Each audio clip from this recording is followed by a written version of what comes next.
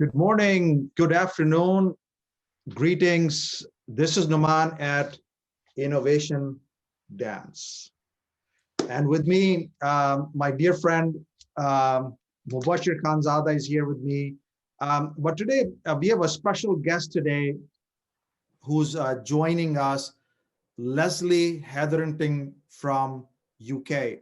And she's going to be talking to us about disruption in learning. So our topic today is disruption in learning, what has happened in the past and what is going on now in learning space. And Leslie is an expert in this area. Leslie, welcome to the program. Tell us about yourself and what are you doing these days? Okay, thank you, Norman. Yeah, well, I'm basically talking to you from cold and dark Scotland at the moment. And what I do these days is I work with professionals and business owners, and I help them to get clarity and vision.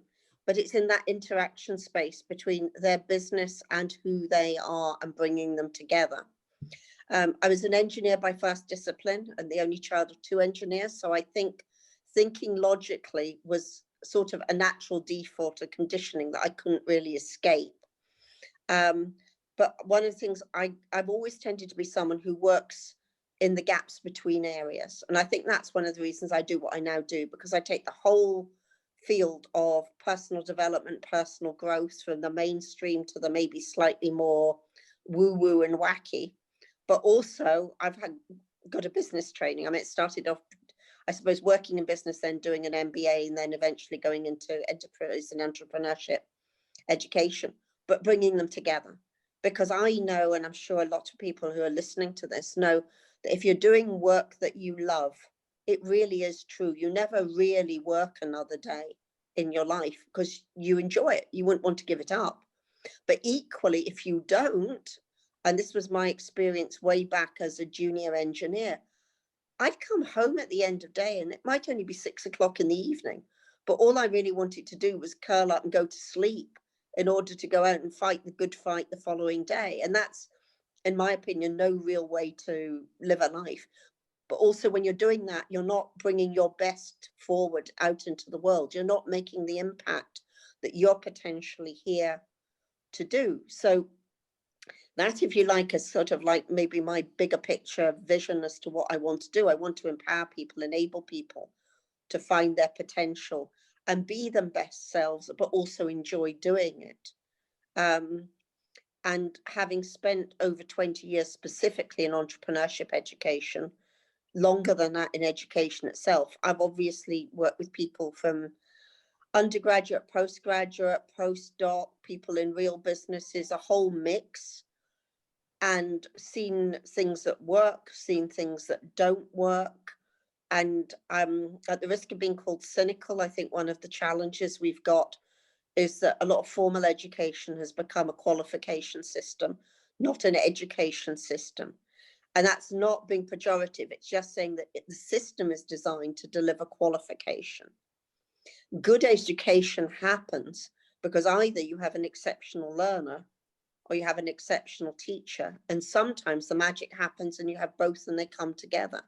But it's not systemic. Right. No, so this, the era that we're living is a knowledge economy, okay? And the mastery of something is so important in this economy, and that is connected to the thought that you're talking about, Leslie, is that you gotta love what you do to get the mastery in that field. So that's a great thought. But I want to start with our friend. I call him Professor Mo also. Professor Mo, tell me about traditional learning, how we used to learn. I just want to give a perspective of learning. How do you grow up learning? Tell me about that first.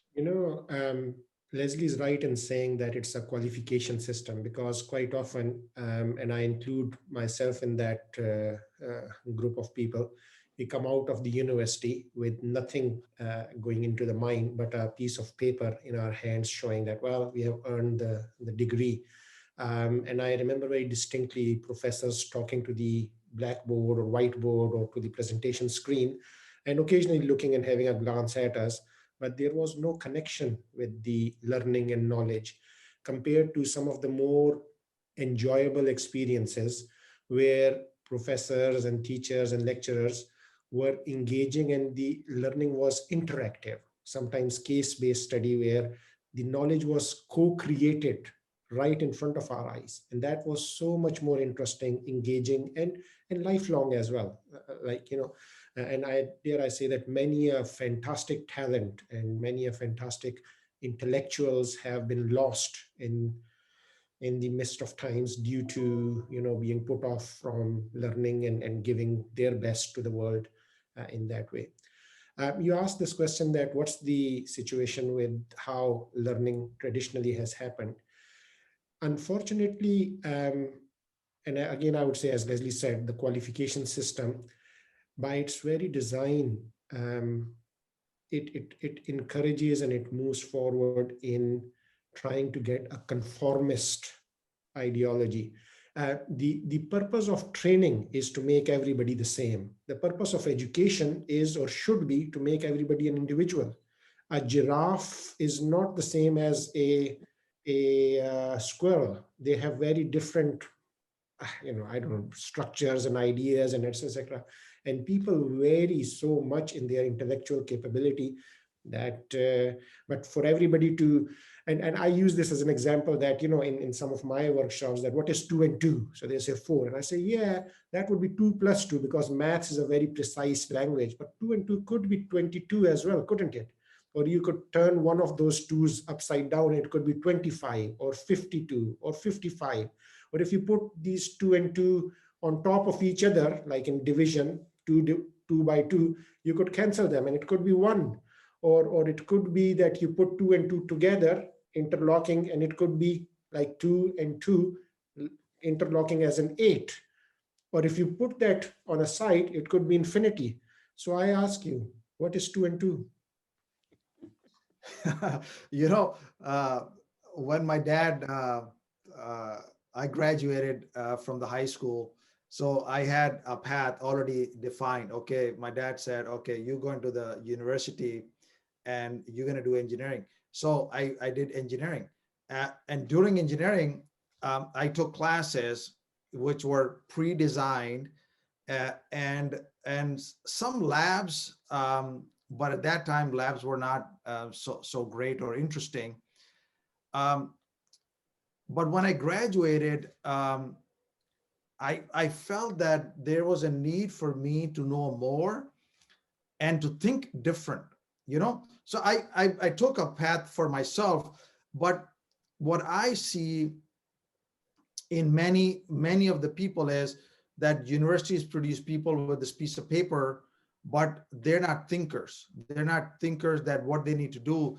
What are your thoughts, Leslie, on this with your work, and how do you feel about this? Couldn't have put it better myself, Norman. Yeah, there's a level of which a lot of people have learned that they think there's a system for getting that qualification. I mean, I used to teach, in addition to teaching entrepreneurs, there was a course I ran where we used to have some of the better people from the business school come and do our courses as an elective. And we ran an assignment, which was they had to do a CV, but they were doing a CV, particularly looking at their CV as being something that would make an investor look twice at them. And occasionally people didn't do a really good job, so they would get a low grade. And I had students come back and argue with me, you can't give me a low grade for that, it's a CV. And I go, yes, but it doesn't fit what you asked to do. But you can't possibly give me a low grade for that. I know how to get 70, 80% in a university course. And I'm going, well, yes, but you need to also learn how to get 70% in this course, which has got something to do with doing what this course is about. So no, please go and redo it. And because it was entrepreneurship, I'd say, if you redo it and you resubmit it, taking on board the feedback, you can still get an 80%. But you don't get an 80% by arguing with me that I either marked it wrong or set you the wrong question. That is going to take your grade down, not up. And some people really couldn't see that. They really couldn't. They were so convinced that they knew how it should be and therefore how it was. And they'd lock themselves in a non-learning box of their creation in the pursuit of knowing how one system worked. Right. Yeah. I think. Can I just mention as an extension to that, because that's such a valid point. Our education system really kills curiosity in pursuit of conformity, and therefore, I think a lot of, especially in the context of leadership, leaders are not conformists usually. They are change agents, and they go about and do different things, and therefore, they have to have a different way of bringing that about. I remember reading somewhere that was a very interesting sentence, that for the first 4 years of my life, I learned how to walk and how to talk. And for the rest of my life, I was told to sit down and shut up. So that's education system that actually does it. And I'm reminded of a very interesting story where there was this question in a physics paper that you are standing in front of a very tall building with a barometer, and your task is to find the height of the building. How would you do it? So one student, by the way, barometer is where you judge the change in pressure results in change in the mercury column height, and you can then find out how high or low is the barometer. So typically you would take it to the high to the top of the building and find what's the height of the barometer mercury column. So one student wrote down that what I would do is I will go to the top of the building, and I would release the barometer from the edge, starting the stopwatch. And when it strikes the ground and shatters, I would stop the stopwatch, and then I would know that distance, time, velocity is equal to the height of the building.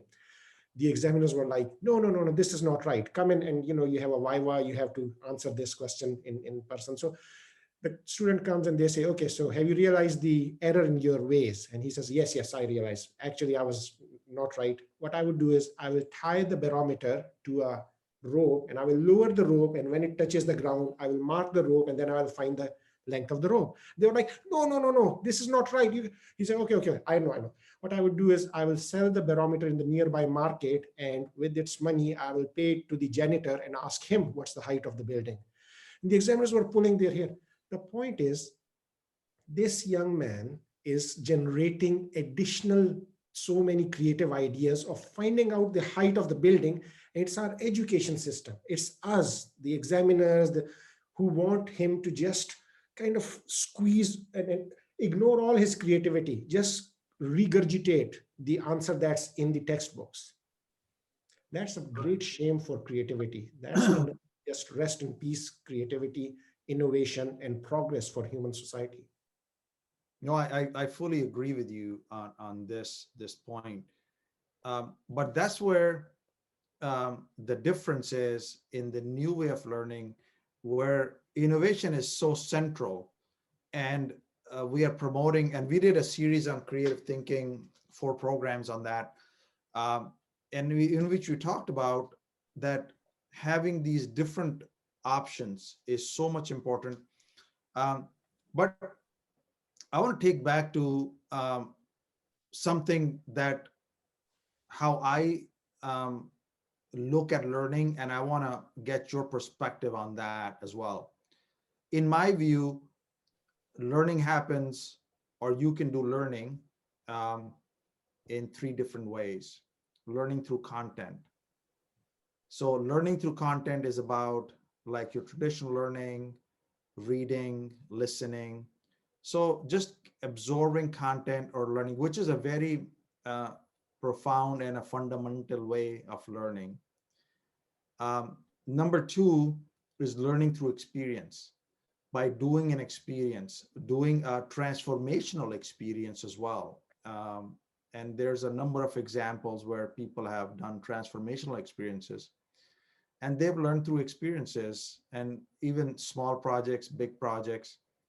And then the third one is learning by interaction, interacting with a mentor, interacting with their peers, or interacting with some students they can teach. Um, so I want to start with first this learning through content. Where do you see that, how people are changing this learning through content in this environment? And give us some tips of improving this learning through content in this environment. Leslie, why don't you tell us about something about this learning through content? Oh, you're going to wish you hadn't asked me this one, Norman, because I'm being devil's advocate here. Because I think there's a question before that. There's the purpose for which somebody is learning. And if it is just, as unfortunately it can be, when somebody is sitting in the formal education system, but equally sometimes in a job, that they're doing it because somebody else has told them, and it's necessary for them to get something else. It's necessary for them to get paid, or it's necessary for them to get that piece of paper. Then you end up with a very passive, I am engaging with this enough to get the thing, monkey getty banana, rather than anything that has any longevity whatsoever. And once that banana, that grade, that paycheck has been reached, it's like over and out, and then the cycle begins again. Unfortunately, I think that drives it. So learning from content, but for what purpose? Learning for content because I want to start my business, because I want to start it, not because somebody else thinks I should. Or learning through content because I want to get on better with somebody or my partner or whatever. Then content can become relevant. But if you're going to do that, maybe the learner has to choose the content that they're then going to learn because it's relevant to a context that they care about. But that context has to be related to the thing. And I think that's where it can go wrong, because learning something to get a piece of paper in order to make your parents feel proud of you or to get a job, there's so many disconnections in that the probability that the content ever makes it through the different hoops to get out the other end to be something really valuable in life, Right. the probability's gone down dramatically. So to me, it starts in a different place. It starts the purpose that the learner has in mind and why that is important to them. Right. So Leslie, I think is a great point. So the learning is in as a whole, why we are learning, the purpose is so important. So I always say the content is king, but the context is kingdom. Content is king, but the context is kingdom. So what is the context? What is the kingdom where this king is, you're going to become a king? So I think this is a very profound message that you have about purpose, because learning or any meaningful work need to start with the purpose and as the foundation. But let me come back to Mubashir. What are your thoughts about this idea of learning and the purpose, and how to learn and connecting your learning with the purpose, Mubashir? Crucial. I think it's absolutely crucial, because I'm reminded of a little story that our seventh grade, the school principal one time in the assembly mentioned. So there was a guy who once passing through the marketplace saw a lot of parrots, and he kind of bought them and freed them. And next day he found more of those parrots coming in. So he thought that's not a good idea that they get caught. He was maybe more of a sympathetic person. So he got all of them, bought them, took them home, and taught them that basically he made the observation that when these bird catchers, they put a little stick in the tree and it kind of falls down when somebody sits on it. But what happens is that the parrots are sitting and they are clutching tight in order to not fall from the little stick, right? So he taught all these parrots that he bought that we will not sit on the wonky stick. And if we sit on the stick, we are going to fly away immediately. He taught all of them. And then one day he just released them, and he then went to the jungle to see what happens. And lo and behold, what he observed was the parrots were sitting on the stakes, the stake falls down, they are sticking there and yelling at the top of their voice, "We will not sit on the stake, and if we sit down on the stake, we are going to fly away immediately." That is what happens if we don't have clarity in our purpose. We learn and rote memorize things without really internalizing, and more importantly, without ever putting in practice any of that learning, without having any ability or desire or willingness to share that learning with anybody else. And that's not really learning. That's more of a process. I don't know if you want to cook food because you just want to feed yourself without ever caring about what goes in there. That's, I think, again, a great shame, because many great potential thinkers, philosophers, artists, scientists, whatever, are wasted by not engaging properly. So yeah, I totally agree with what Leslie was saying and what you were saying. So, Leslie, talk to us about experiences, how experiences can play a vital role in your learning. Again, it's about to the extent to which they are meaningful to you. And bear in mind that in here, that's easy to say, but an experience, both of them, but for one of them, it's meaningful in a negative way of like, I am never going to do that again. And the others may be meaningful in a positive way of, oh, now I know I can do that. And even though it didn't work out, I didn't die. And actually that's a positive, because it's like, I could do it again. So whereas I think your framework of content, experience, and interaction is a really useful way of looking at it. And it was essential when you're looking at how you organize resources and what resources you need. It's sort of, there isn't a, it does come back to the learner. Yeah. And experiences, if they're going to be lessons, things that people take forward, usually have to be done on a gradient, and they usually happen a lot more slowly than perhaps the person who's trying to create the thing intends or hopes for. Okay. But there also probably has to be a stretch in them, because people learn differently and they learn at different paces. I don't know, are you familiar with Carol Dweck's work at all, Norman? No, tell us about that. Okay, Carol Dweck, she's a professor at Stanford. She might have moved, but she was at Stanford University in positive psychology, and she studied early stage education. And she came up with the concept of growth or fixed mindset, which probably a lot of people have heard of, because it's become embedded in a lot of the education system now as content, but often as content rather than application.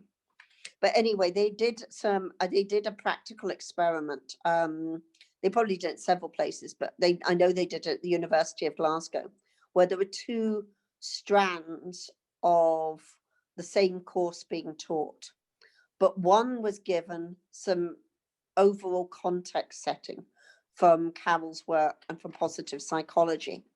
And the strand that was given that was told at the beginning of the class, everybody can do this, but everybody is different. So you will do it in different ways, and it's quite possible that at times you will find it more difficult, or you might struggle, or it might not come so easily, but you will struggle at different points, and that is normal. But just remember, everybody can do it. Then I think their feedback was also given in the context of, this is good, this is not yet. And that's how the class was taught. It was the same content, it was the same everything as the other parallel stream, but the parallel stream was just taught as normal, without the introduction and the feedback just being given in a normal way, where it's some positive, some negative, but there wasn't quite the same learning structure on the feedback.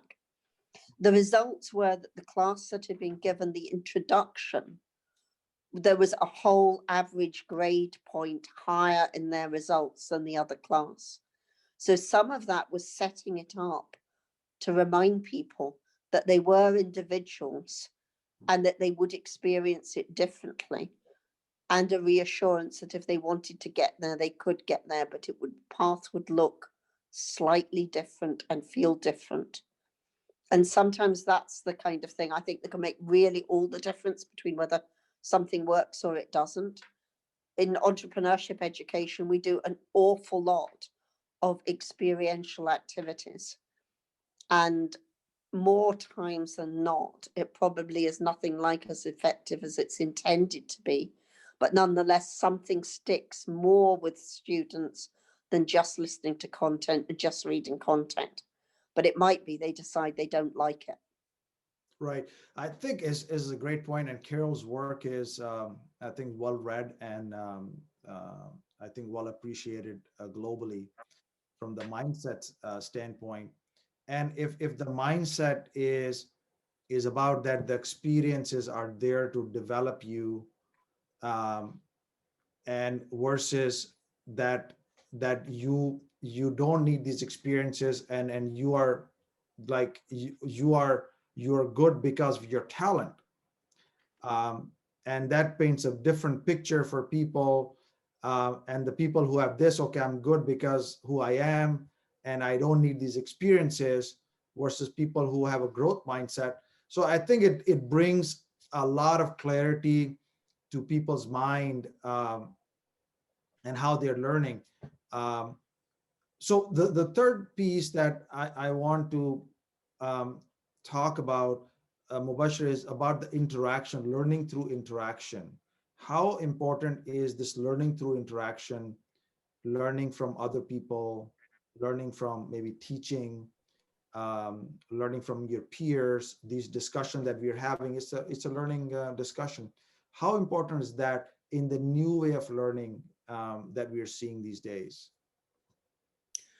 Yeah, I think hugely important because the world has become a global village. There is so much interaction with people of different, diverse backgrounds, different cognitive diversity as well. So it represents really, really interesting and huge opportunities. And that's where also some predicators of success from emotional intelligence or EQ point to as well. I think both for learning from experience and for learning from interactions or engagement, a critical prerequisite or requirement, I think, is the ability to reflect, to think and reflect on what has been said or done. And even before that, in my humble opinion, there is another, I think, aspect where having that openness to say that I don't know everything then allows us to be in a receptacle or kind of receiving mindset. If I say that, well, I don't need to talk to you, or I'm not going to take or learn anything from you because I know everything about this particular subject, then by definition, I'm kind of creating a wall there and not being open to receive any information. So I think, and I think it was Jordan Peterson in his book about 12 rules for life, who mentions that with each person you meet, treat that person as if you are going to learn something from that person. So this openness is not easy. It comes with a kind of vulnerability that, we are putting up ourselves and maybe showing a little bit of what some people may call traditionally weakness. But within that weakness, within that vulnerability, within that openness lies the seed for knowledge and learning and deeper understanding, and hopefully also potentially with reflection and thinking, the pathway to wisdom as well. Right. Leslie, tell us about your ideas about this community or this ecosystem around us that we can use in the learning through the interaction. Either we seek people for learning, we teach people something, or we just have a discussion. What are your views about that, and how, especially in entrepreneurship, where you need to find um, solutions or answers to complex problems you don't know. How does that help? Well, first off, I'm back to different people learn in different ways. Yeah. And they have to want to learn. I absolutely agree with Mabasha's point of recognizing that everything is a learning opportunity, including being reinforced of that's the bit I already knew I could do, but I'd forgotten or I hadn't seen it in that context is valuable. To I didn't know that, and that's something new. So it can be an affirmation of what you already know. It can be something new, but both are important. Not all interactions are equal. So if you're looking at, and mostly learning through interaction, if it's to create great results rather than good results, requires somebody in that group who's got facilitation skills. And some people have that naturally. They can to some extent be learnt, but it really requires a great facilitator has to leave. They take their expertise into the room, but it's like they've brought it in a backpack at the back of the room if they need it. It's not their number one tool. Their number one tool is listening and probably questioning and guiding. And it's great facilitators have that ability, whether it's innate or whether it's learned, to know when you stick with something and you're really holding the space and the process for somewhere to go somewhere new, perhaps somewhere that's uncomfortable, and you're not letting them off. And also that instinct as to when you let go and come in from another angle. And if you're starting to do interaction in a group, those great facilitation skills become even more critical, because you're not just got the dynamic of you one-to-one with the person, and that's why it's interactive. You've got the sensitivity of sort of social status, social proof, social learning. And some people, again, it's so individual. Some people have had really bad experience of being named and shamed in a group, and you'll get completely different interaction on a one-to-one basis. Right. Yeah. No, right. No, I think it's a great point. In a learning environment, I think the respect need to be present. Good facilitation need to be present. And if you're seeking maybe some help from mentors, they need to think about these things as well. And if you're mentoring somebody, you need to think about these things as well. So I think the relationships matter. As we just have a few more minutes to the session as we are closing. Any final thoughts, Mubashir, about how do you start this journey of learning in this environment? Be curious about life. Great things happen when you are kind of looking at things. And I think progress happens when people say, that's funny, or I wonder why is this, rather than, well, that's the answer in the textbook, and by some sort of thingamajig we have come up with the same answer. Where is the interesting part in that? Always kind of I suppose if I was to explain it in one word, it would be being curious about life. No, excellent point. Leslie, what are your final thoughts on this? How can we start this journey of learning in this environment? For me, it starts with the magic of one simple word: why. Why am I here? Why does it work? Why is it going to be better in the future? Why? It's like a magic key that opens up so much, whether you're the learner or whether you're the teacher or whether you're the facilitator. All comes back to why.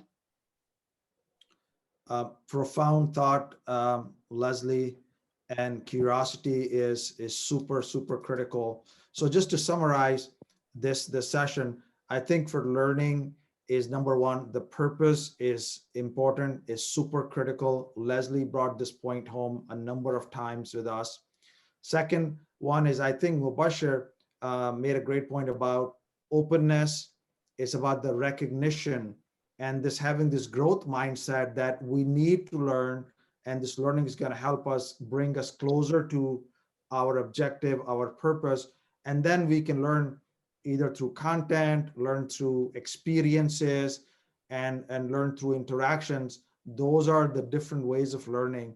I thank both of you for providing us these valuable insights and sharing your experiences today.